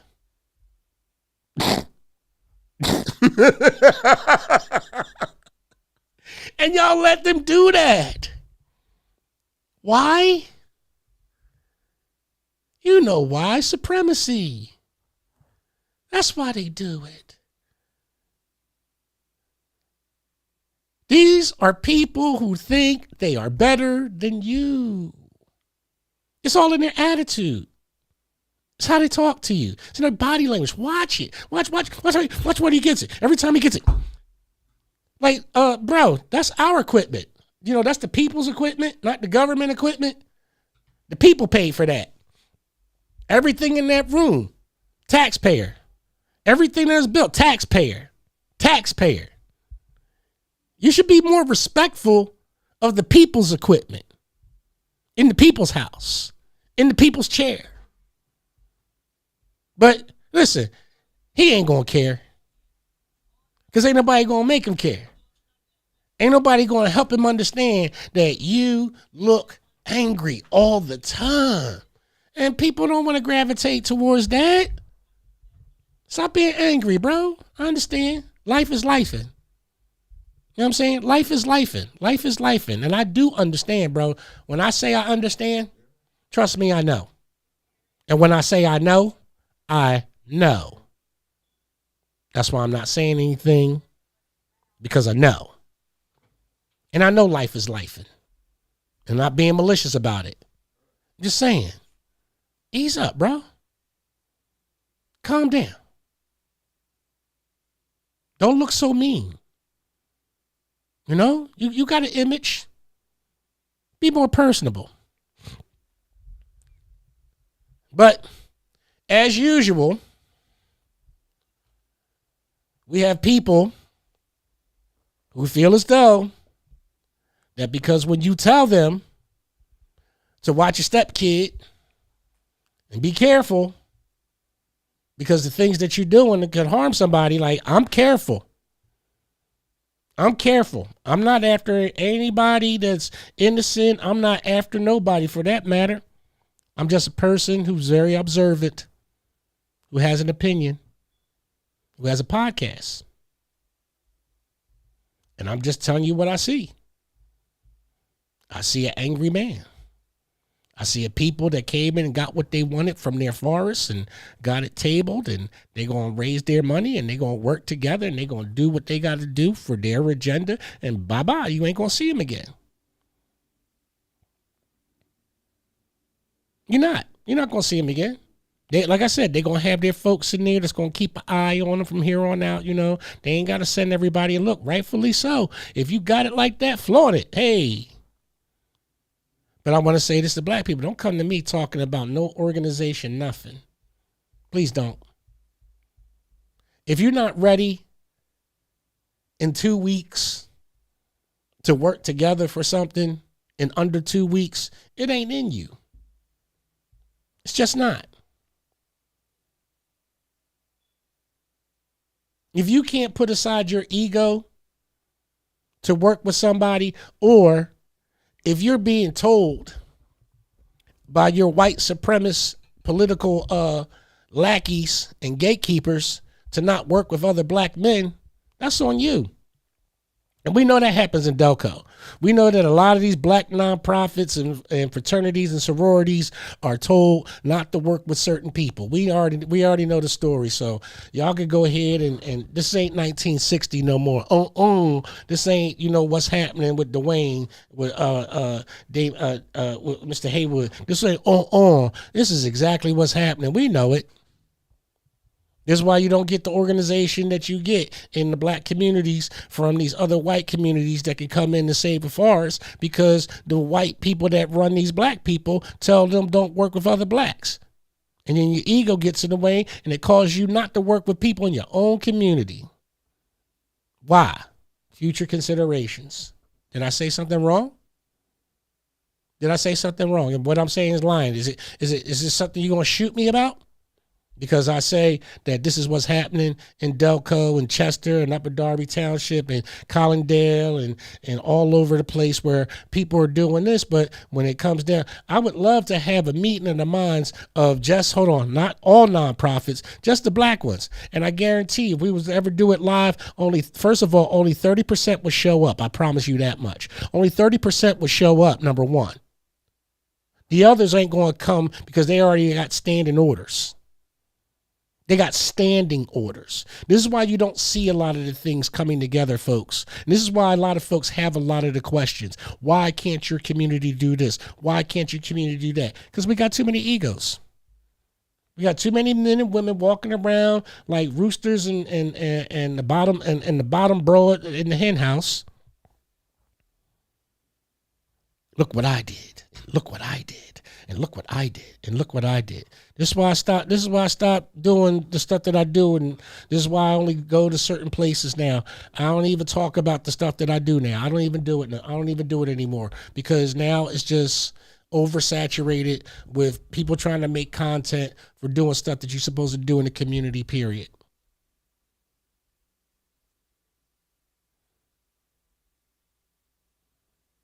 God doesn't bless those that turns around and blesses people for clout.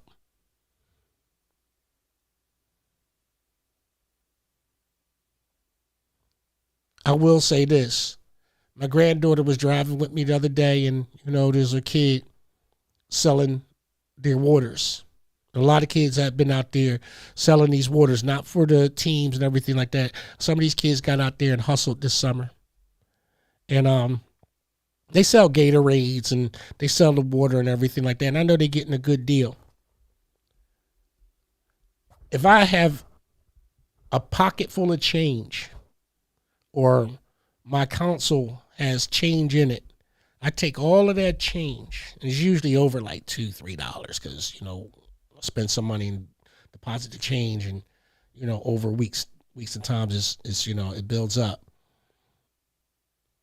But the other day, I literally took the tray full of change and separated some stuff out of it, told that kid to hold out two hands and just put a whole cascade of coins in front of me. He was like, "What do you want to drink?" And I said, "Nothing." He said, "But I got to give you something." I said, "No, you don't." I said, "What you got to do is the next person that you come up and says they want some water, you just give them that bottle and say, 'This one's on me.'" Teaching them how to pay it forward while they're hustling. giving them small, minor skills that they're going to remember for the rest of their lives, because someone with an act of kindness did something unconventionally when they have an expectation that everybody's got their hand out and wants something from them out of life. That's what these kids see.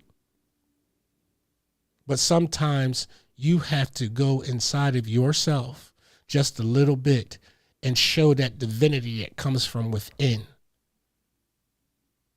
See, divinity is not like this. Divinity is like this because it's in your heart. God already says, let your light shine. So where's your light coming from? Your light comes from your heart. It doesn't shine from down above. You're not that divine. That's the divinity of Christ. The light shining out. That's Saul being met on the road by God. That light striking him down to the ground. Solid light, by the way. Solid light.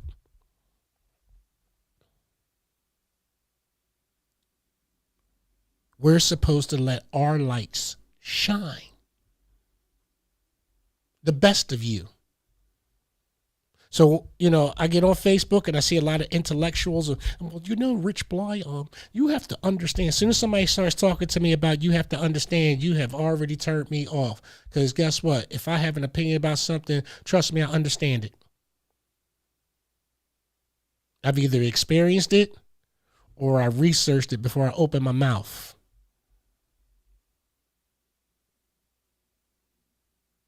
Just like anything with my township, if I don't understand how my township works, I go and get the answer so that way I can study to show myself approved by understanding what the hell these people are talking about. Like, the funniest thing to me is that when the finance and budget committee come up and they start talking, and they always say things like, this might be a little bit complicated for you guys. This is what the financial person says. This is what these people that deal with the money. They always have to say to us that this is too complicated for us, like we're sheep, like we're cattle. Like, the finance director, she's that type of person, like she's herding us into the gate because we just don't get it. And she talks to us just like that, like we're stupid.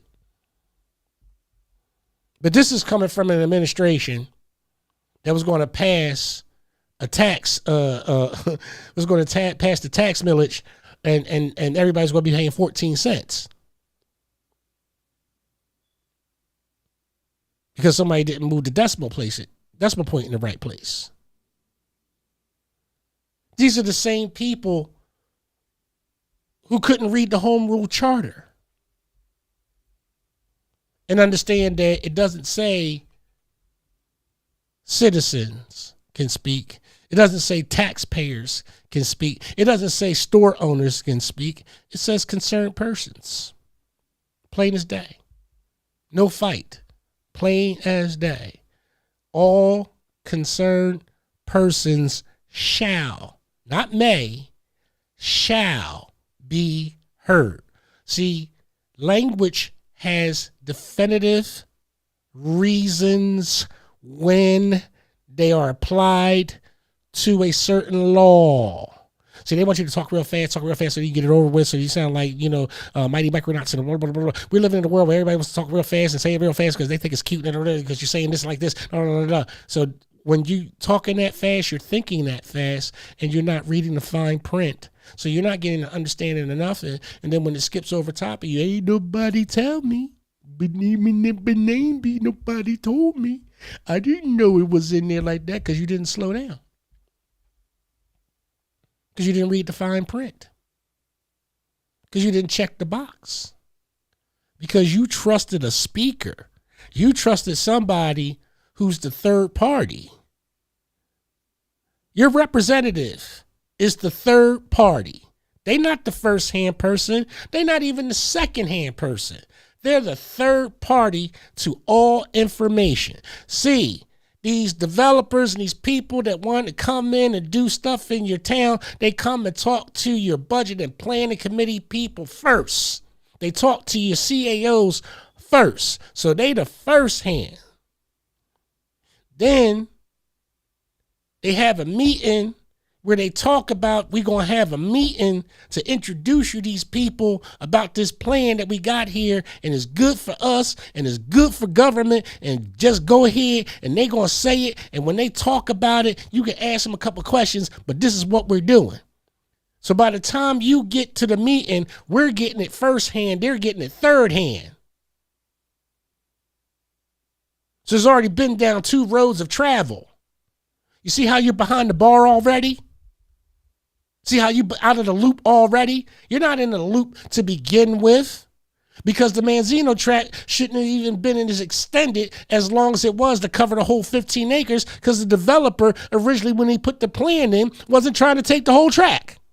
But because your government decided that they were going to use right of eminent domain no matter what, because they love this tool now where they could just steal from you and take your shit, because you don't show up for no meetings. You don't show up for your kids. You don't show up for your grandparents, your aunties, nothing. Don't talk to me about, oh, I vote. So what? So what? So what? Can I tell you, your vote is already counted. It don't really mean that much. It means something to you. So what? So what? Everybody keeps telling you to vote, and that's all you doing. That's it. That's why you don't get nothing. That's why you get nothing. That's why you get nothing. You get nothing.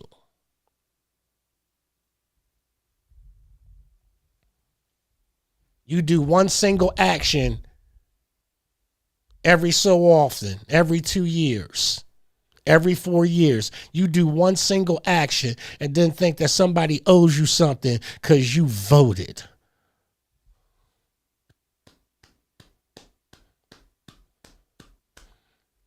They gassing y'all up. Oh, just go vote.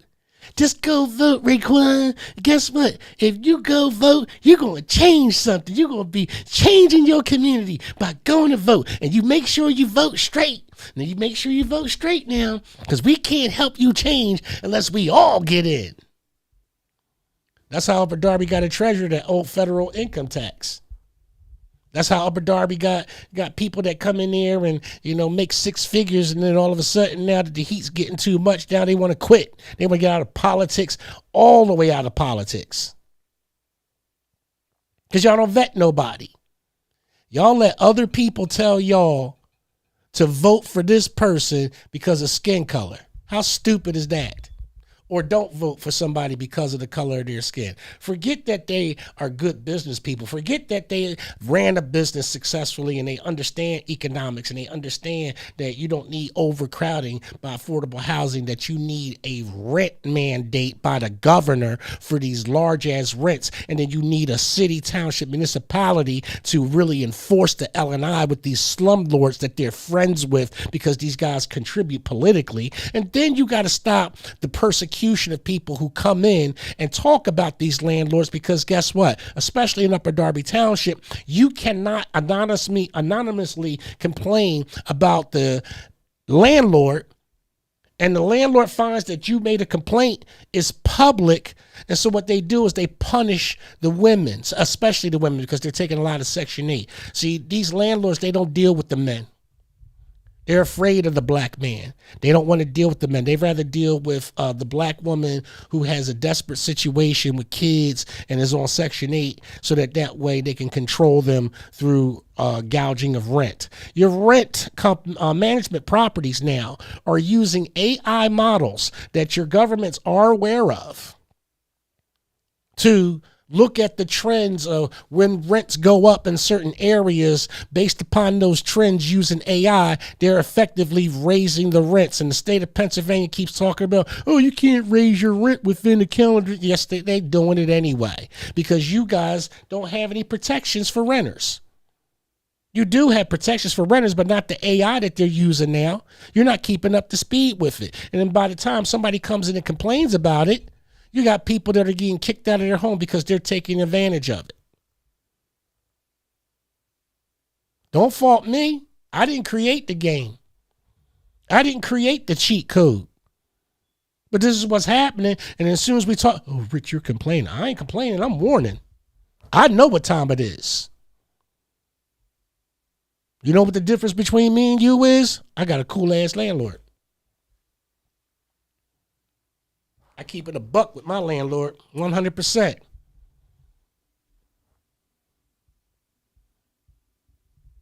I don't mess around with his property. I keep my stuff right. He don't have no problems. We don't have no problems. I'm his best tenant. His best tenant. I promise you. Because that's the way I want it. Not because he says so. Because I say so. Because that's the way I want it. That's the way I conduct my business. I don't care how other people conduct their business. As long as your business don't interfere with mine. My business doesn't interfere with anybody's business. I'm not poking a hole in anybody's business when I'm talking about the political structure in which we're all governed underneath of and the way that these people act in the official capacities of their official elected positions. We're not going to discuss their family. Their family's not up for discussion. Ain't nobody's family on the table when you're a public official. Your family is your family. Go home, enjoy them. Have a good life with your family because people need an outlet to go back to after dealing with the public and stuff like that. I'm very empathetic when it comes to stuff like that. Family's off limits. I don't play that game. Families are off limits. Some people don't see it that way. Oh, well, you reap what you sow with that. But if I say a group of people who have never been in council for the past 2 years have decided to come into council, I didn't name any particular names. I said some people were on the Shade Tree Commission, stuff like that, and rightfully so, and rightfully so. I'm not disparaging them. I'm telling the truth of action because I've seen it 3 times already. This is the 3rd time. They got what they wanted for themselves, rightfully so, and then they boogied on out of there. So all of the trash issues and the rat issues that are in the black community that are coming to the surface because we talked about these banana rats. We talked about these mutated rats under Barbara Ann Keffer's administration. And we said it's going to be an explosion because you had some rats imported during COVID that came across with the illegals. We had the pictures and the videos. These were not ordinary street rats. These are rats that come from off of ships that now are part of the colony. One was white, one was albino.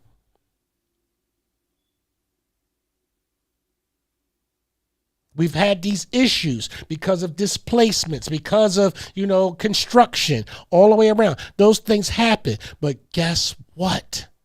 You still got to do something about the population. And by ignoring the black people that have come inside of that council and talked about these rats, it shows the disparity. I didn't create it. It's just observed. It's observed pattern behavior. You can't get mad when it's pointed out in black and white.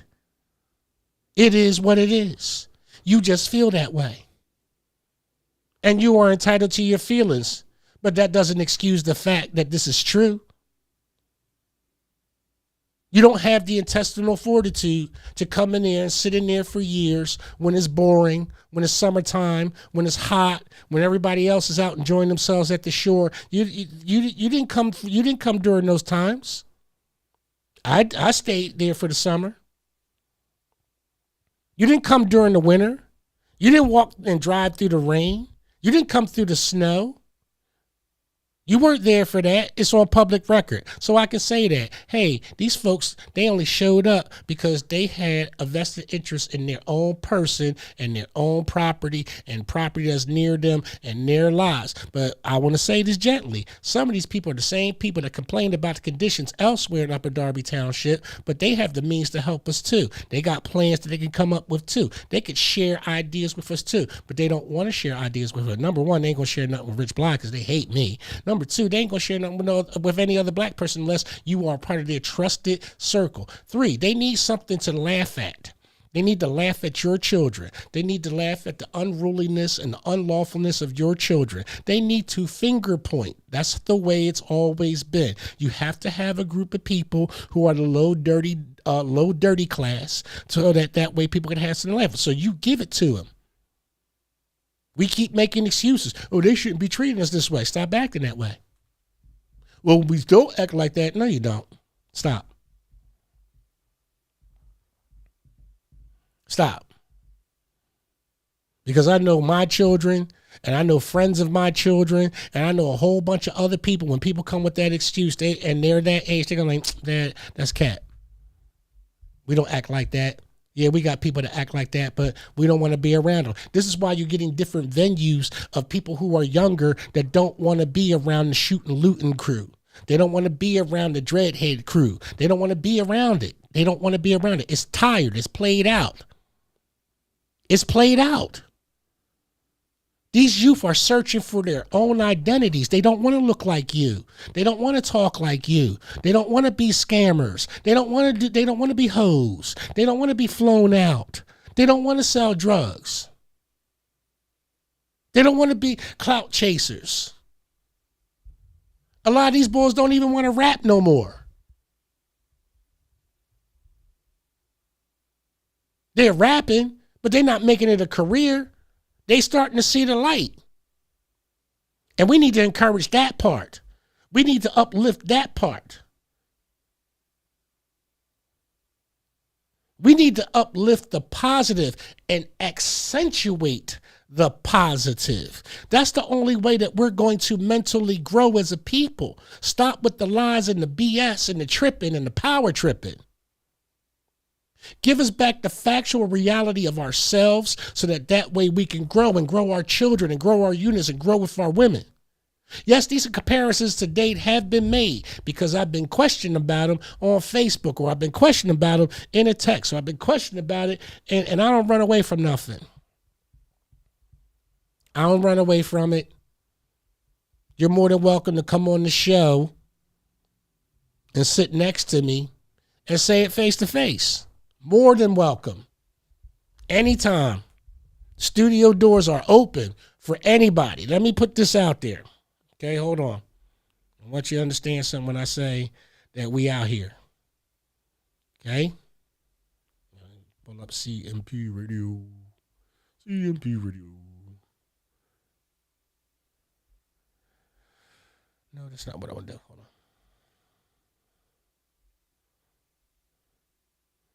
Okay. Calling all podcasters and content creators, cmpradio.net. Bring your items to this table. Got a voice?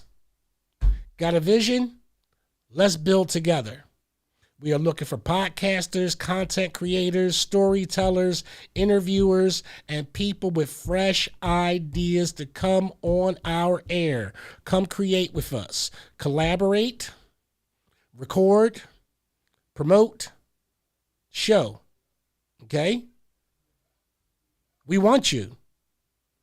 You know, people have these podcasts and, you know, it's all about them and it's all about the type of shows that they're putting on, and you can't get into their radio stations to put on podcasts. Here at cmpradio.net,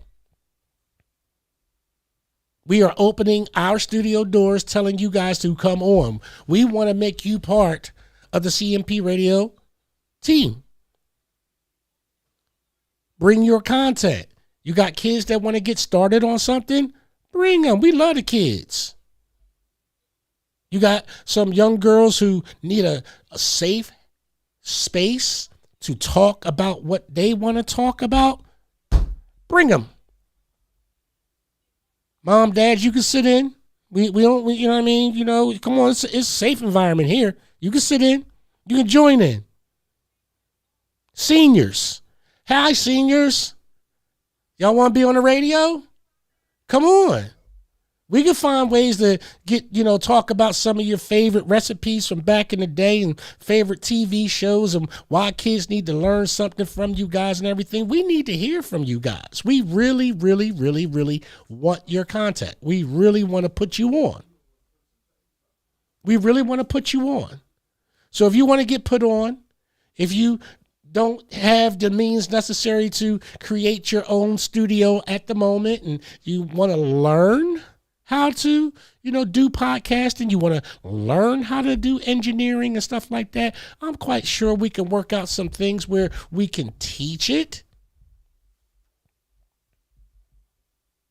Because the knowledge can't stay within. It has to be passed on. The greatness that's in each and every one of us has to be passed on. I'm not a person that's going to charge for my knowledge when it was given to me for free. Everything that I've ever learned, someone already paid that cost. Or I paid that cost. What do I look like saying I have this talent or I have an idea that I know that can help you become successful and I give it to you? But I want to put a fee on it because I feel as though that I got to get something out of this just in case you don't make it. Well, guess what? If you don't make it, I don't lose anything, neither do you. But if you do make it, the only thing that I'm happy with, and I tell this to a lot of young people, the only thing that I want in return from any youth that I come in, contact with, any youth that I mentor, any opportunity that I get to let my light shine for the youth, the only thing that I ask for in return is that they become successful. I don't need your money. I'm not doing this for clout. My rewards are already waiting for me. I already know. I'm already blessed. And I believe in that. I'm already blessed. You guys don't understand when I say that I'm not a materialistic person. I don't need jewelry or gold or fancy cars. I don't need any of that. I never was about any of that. Okay, I don't have that type of where I got to put on furs and boots. And like I said, I'm not knocking anybody that does. That's for you and your esteem. That's what you need. I believe in the human condition. I believe in doing things for people. That's what makes me happy. Helping somebody makes me happy. Now, not as much as I used to, guys. Not as much as I used to. But every now and again, God gives me the perfect opportunity to let my light shine. And I can concentrate on that to the fullest. That I can give of my heart. That I can give of my knowledge. I can give of my skill. But more importantly, you trusted me enough to help you with something. You trusted me enough to bring to my attention something that troubles you or something that you weren't able to make a way to do yourself. And you got directed to me. So I'm humbled by the opportunity, first of all, that you would even consider me when I know that there are people way, way smarter than me that you probably could have considered. But obviously, and it's apparent that someone says, hey, talk to Rich Blye. He gets results done. He's a guy that's not going to, dilly-dally with you or whatever. And when the people call me, yes, sir, yes, ma'am, how you doing? What's up? What, that's your problem? Okay, let me see how I can help you fix it. Let me see what I can do. Right away, if someone's telling me something, I know if I can do it or not. I know that I can try it or not. And there have been some instances where folks have come to me for help, and I said, sorry, I can't help you. Why? There's nothing I can do about that. This is what this is. That situation is what it is. There's no getting around that. Not that I didn't want to help you, but I already know which way that's going to travel. It's going to travel in this direction, and that's going to be the end of it. So I'm not going to waste your time. The best thing to do is to do as instructed, handle that business. But then there are other avenues that have been presented to me in other ways where I've either gotten people past an obstacle or over an obstacle or had the obstacle itself removed so that this person could proceed on with the happiness of their life. That's what God puts you in the path of people when you have these type of conditions laid on you. This is what I'm supposed to do. Take the negative of this post-traumatic stress. Take the negativity of this compounded grief syndrome. Take the negativity of the depression that I do have and use it as a weapon to say that I'm going to fight back with it. Meaning I'm going to take the energy of it. And I'm not successful every day. Like I told you guys, you got to wake up to win every day. And some days I don't win. Some days I barely win, rather. Barely. And then there are days where I just shut it down, where I know that I'm not going to win today, but I'm not going to cause collateral damage. That's the one thing that people have to understand about our conditions. Sometimes when we shut down, that rage is so like a dragon. And we have to be the ones to shut that cave down. A lot of you don't understand what that takes. You don't understand that type of discipline.